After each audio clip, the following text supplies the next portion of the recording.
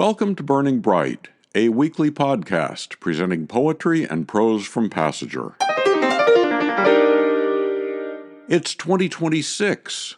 One of our hopes for the new year is that it won't take us too long to remember to write 2026 rather than 2025 on our checks and letters and the various forms we have to fill out.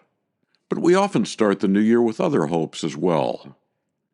When you're younger, you tend to have higher, more concrete hopes. A new job, a new president, world peace, that sort of thing.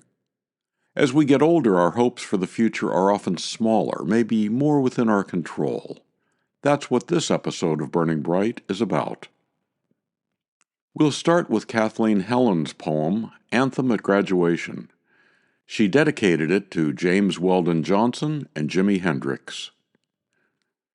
We sing the book of numbers, mums, gladiolas swelling in their ribboned dress, vaudeville of rejoicing, each a Lazarus, a choir of black faces staged, not run away, but faith rehearsed in normal schools for coloreds. In rundown auditoriums, there is a prayer after despair.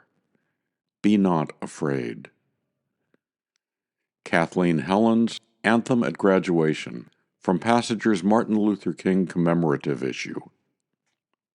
Becky Sakellariou said, "I love little odd random pieces of information, especially scientific facts. Sometimes these bits suddenly fit into a new order and a poem comes." Here's Becky's poem from Passenger's 2011 Poetry Contest issue, White Matter. Her collarbone filled with light when he told her about the old New York City subway cars hurled into the Atlantic off the Maryland coast to create an artificial reef for marine life. Later she saw fields of thistles, wild vines, mustard blossoms. It rained mint, and she learned that the volume of white matter in her brain would expand as soon as she learned to juggle. She heard his skin pulsing with gratitude. Noticed the sky around his head vibrating in a frequency like stained glass. His voice became a line of perfect crystals, without a single blemish.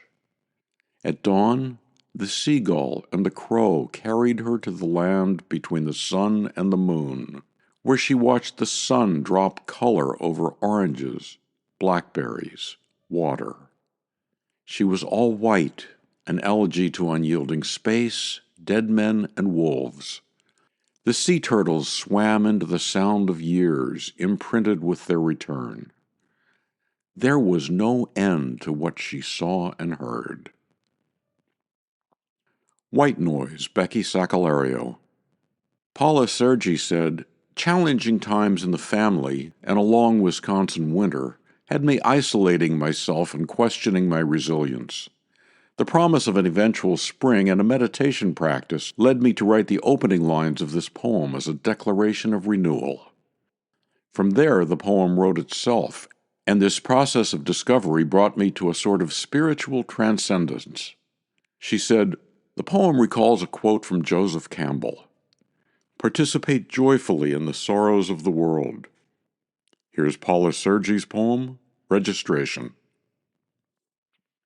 Sign me up to walk with the living. My password has always been heathen, with an exclamation point. But now, I'm not so sure. I'm registering today after months of being dormant. The only committees I'll be on will have to deal with others, not the ones you'd expect to be in this group. Not only those who look or think like me, but the fragile. More fragile than me, even. The thin, bedraggled, the misfits and malcontents, the undernourished and unprotected, the ones who question endlessly, annoyingly, and frustrate me when I'm so sure I'm doing well, I'm on the right path. Bill me later in case I change my mind.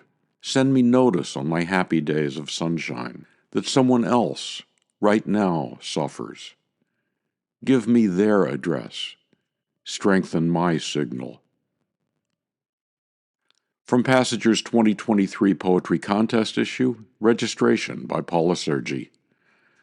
Martin Steyer was diagnosed with Parkinson's disease over 20 years ago.